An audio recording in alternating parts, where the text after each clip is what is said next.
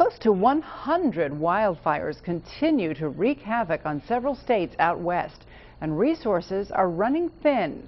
As 21 Alive's Emily Dwyer tells us, firefighters from the Hoosier State and one from our own neck of the woods have headed west to join the fight against the fire.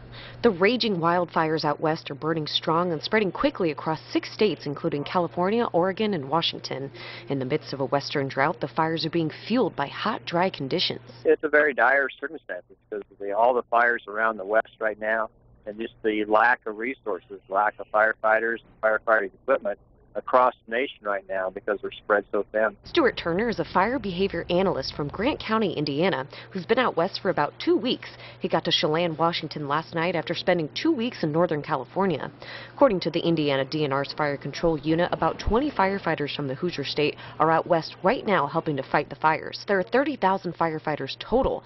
Some work on the front lines, others work behind the scenes like Turner, who tells us he's basically a meteorologist for fire. I inform the teams and the crews where the fire is going to go, how big it's going to be, how severe will it be. Turner tells us he travels west every summer to fight wildfires. He says it's always taxing work, but that's especially true this summer. We typically work 16-hour days.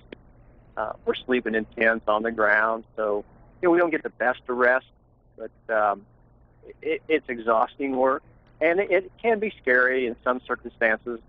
But we really try to not put ourselves in that situation where we have to fear for our lives. The job can be dangerous, but Turner says the work is incredibly rewarding. To see the expression on people's faces when we help them out, and we either save their houses or their properties or their towns.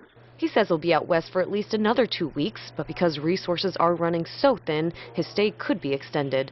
But he knows when he comes back to Indiana, he's bringing with him a wealth of knowledge and skills that will surely benefit Hoosiers. So when we have natural disasters at home, tornadoes, floods, that type of thing, we can go into those roles and help the state manage those. Along with thousands of firefighters, about 200 military personnel have now been trained to battle the blazes, something that hasn't happened in nearly a decade. In Fort Wayne, Emily Dwyer, 21 Alive.